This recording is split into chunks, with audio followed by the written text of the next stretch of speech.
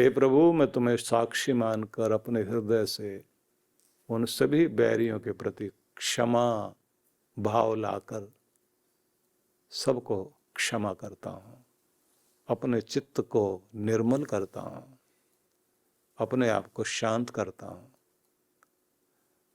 कुछ भी मेरे मन में प्रतिशोध की भावना भी हो तो वो भी तेरे न्याय की तराजू में चढ़ाता हूँ कि तू जान,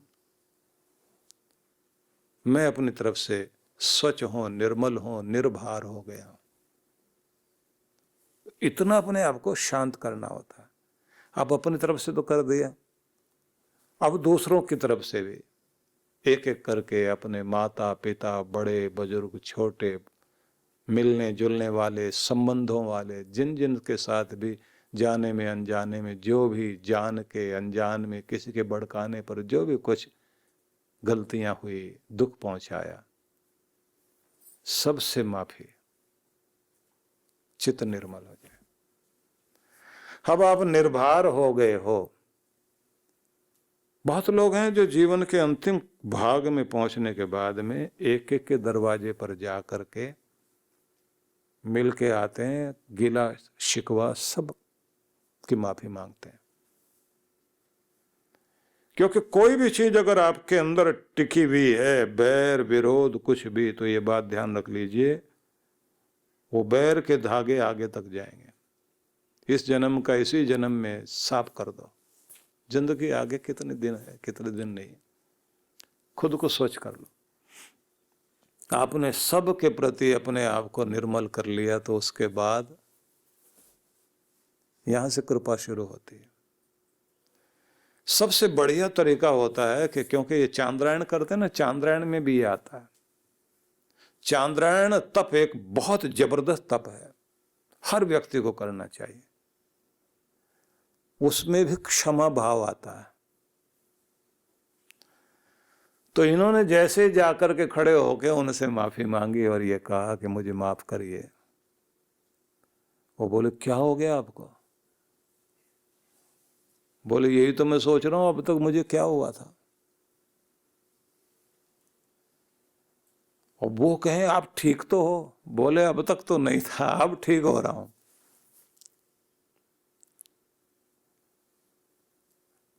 और जैसे इन्होंने कहा कि मेरी साधना में भी तुम्हारा चेहरा दिखाई देने लगा था, निर्भर होना चाहता हूं, और ऐसे करके जैसे उनके पांव की तरफ झुके, न जाने क्या हुआ। वो भी व्यक्ति जो है ना, क्योंकि वो बड़े अच्छे चिंतक थे, वो भी रोने लगे। अब दोनों दोस्त थे किसी समय में, और किसी समय में बैर जाग गया था, और अब स्थिति ये हुई दोनों गले मिले एक दूसरे के, और उसने कह दिया जिनके प्रति, जिनके दरवाजे पर गए थे, तुम्हारे तो वस्त्र भी साधुओं वाले हो गए, मैं छोटा हूं, आप बड़े हो, आप मुझे माफ करो। दोनों गले मिलके आंसू बहाए। अब वो बोले अब अंदर चलिए। बोले नहीं, जो आसन छोड़कर आया हूं वहीं जाना चाहता हूं, क्योंकि मेरा भगवान मुझे द्वार से अंदर आने नहीं दे रहा था। मैं उसके दरवाजे पर बैठा रहा कितने दिन, और मेरा बैर आगे आकर के मुझे रोक लेता था, क्योंकि बैर सामने आ जाता था। मेरे भगवान के दरवाजे पर कई दिनों तक मैं बैठा रहा, दरवाजा नहीं खुला मेरे लिए, बार बार बैर आगे आ जाता था। और ये बैर कह रहा था कि तेरे लिए द्वार तब तक नहीं खोलेगा जब तक तू ये परीक्षा पास नहीं करेगा, इसलिए मैं यहां आया हूं। हाथ जोड़ के वो चले गए, और उन्होंने खुद कहा कि उसके बाद जब हल्का हो गया बिल्कुल अच्छी तरह से, तो गया मैं साधना के लिए। मैं देखता हूं चेहरा गायब हो गया। पूरी दुनिया की तरफ नजर उठाता हूं तो सारे तो मेरे अपने नजर आते हैं। प्राणी मात्र मेरे लिए हैं, ये चांद, ये तारे, ये सितारे, ये जमीन, ये नदियां, ये पहाड़, ये हवाएं, ये फूल, ये पेड़, ये पत्ते, सब तो मेरे अपने। इतने प्रेम से बैठे, ध्यान लगा, और तब उनको समझ में आया कि कैसे कृपा होती है भगवान की, कौन कौन से विघ्न हमारे जीवन में हैं। जब तक आपका बैर नहीं हटता, और कृष्ण आगे एक शब्द देते हैं मैत्र, तुम्हारा प्रेम मित्रता में जब तक नहीं बदलता, और जब तक दुखियों के प्रति करुणा नहीं जागती, और जब तक तुम्हारे अंदर का अहंकार नहीं गलता, और जब तक मैं ये, मैं वो, और मेरा ये यहां से नहीं हटते, और जब तक सुख दुख में अपने आप को संतुलन बनाकर सम अवस्था में नहीं आते, और जब तक तुम क्षमावान नहीं बनते, इस मेरे दर पर प्रवेश करना आसान नहीं है।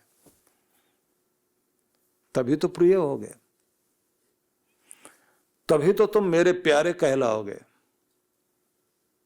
इसलिए सबसे पहले तो ये बात ध्यान रखिए कि प्रेम ही मार्ग है।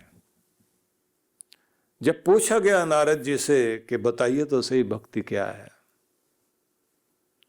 तो नारद के भक्ति सूत्रों में पहला ही सूत्र ये है, सातु अस्मिन परम प्रेम रूपा।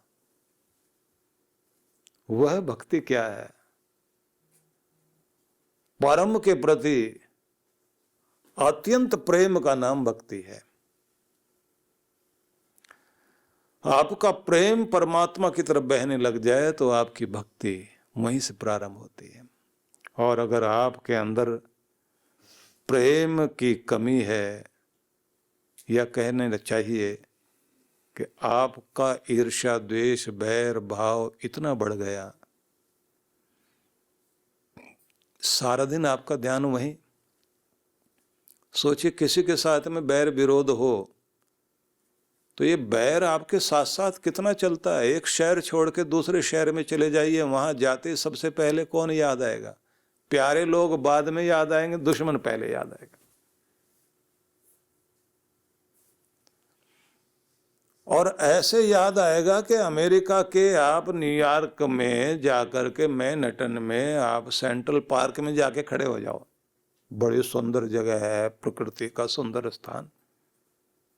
अमेरिका में पहुंच गए, और वो भी न्यूयॉर्क में मैनहट्टन में पहुंच गए, सेंट्रल पार्क में जाके खड़े हो गए। अब उसके भी सेंटर में जाके खड़े हो गए, सारी दुनिया एंजॉय कर रही है, आपने करे आंखें बंद, आंखों के सामने क्या आया? बैरी पहले ही पहुंच गया। हिमालय चले जाइए, केदारनाथ जाइए, बद्रीनाथ जाइए, सारी दुनिया याद आएगी, दुश्मन पहले याद आएगा। कृष्ण भगवान ने यहीं से शुरुआत की। पहली सीढ़ी यही है कि ये रोक के खड़ा हो जाएगा, तुम्हें जाने ही नहीं देगा आगे।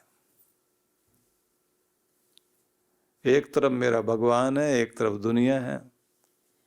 दुनिया में भी दो ही तरह के लोग हैं, मैं और मेरा।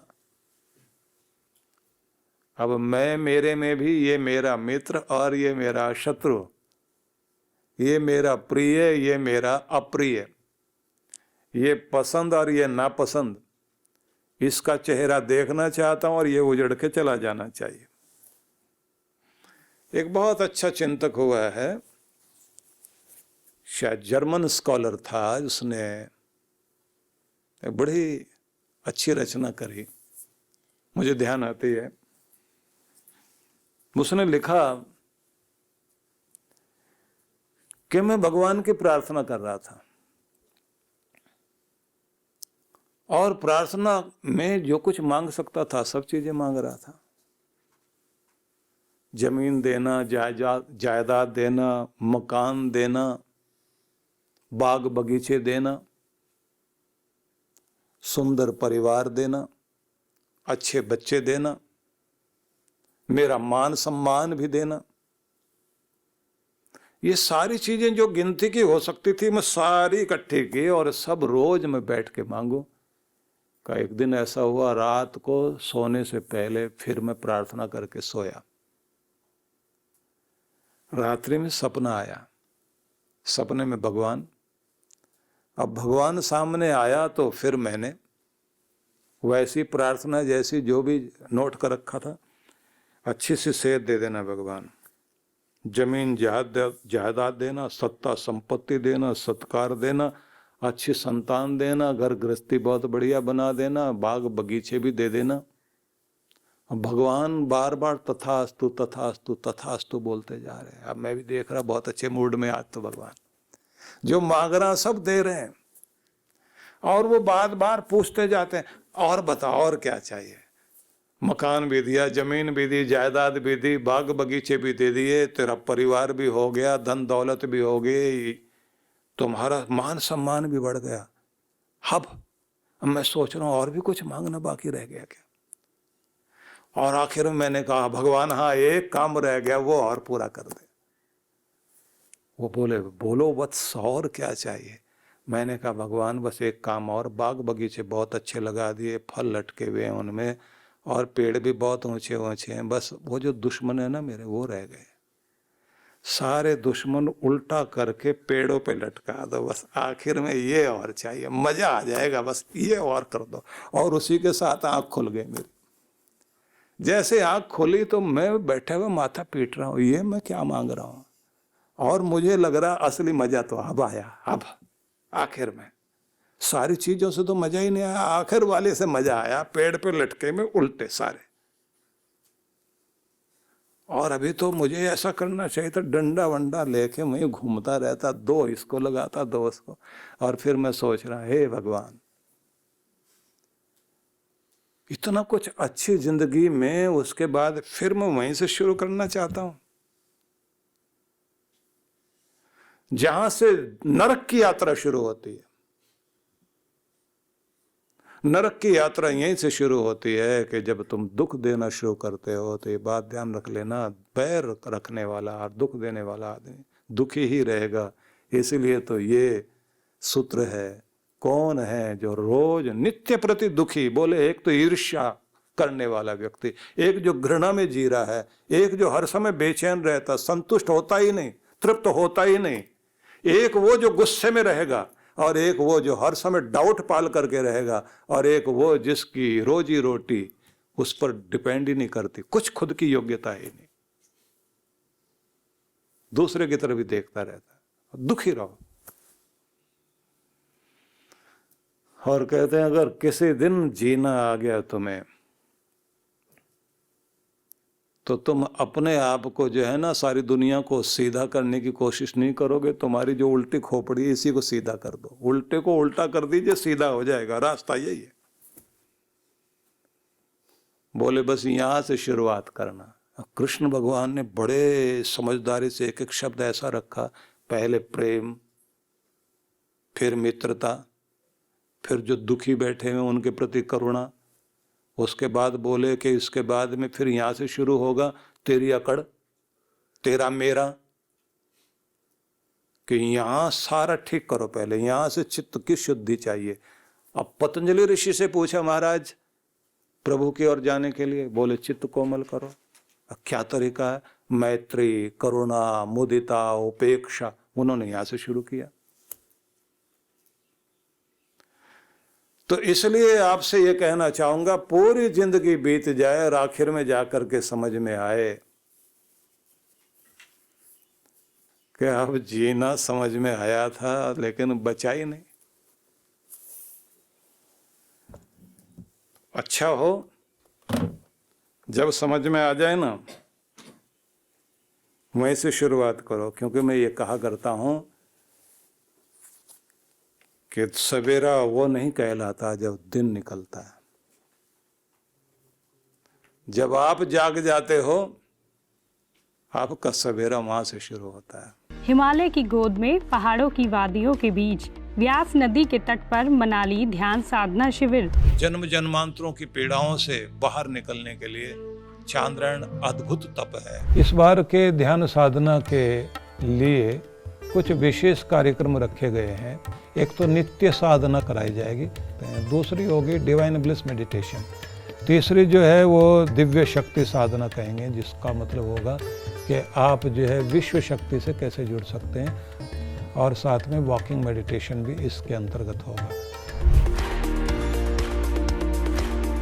मन को बहुत शांति मिली, एक अद्भुत आनंद प्राप्त हुआ। जिस माइंडसेट और जिस भारी मन से मैं आई हुई थी यहाँ पे, वो काफ़ी कम हुआ है। और every time whenever I come for this शिविर I feel something different, a new energy in me. Thank you to Maharaj Shri and thank you to all of you. तो आज ही पंजीकरण कराएं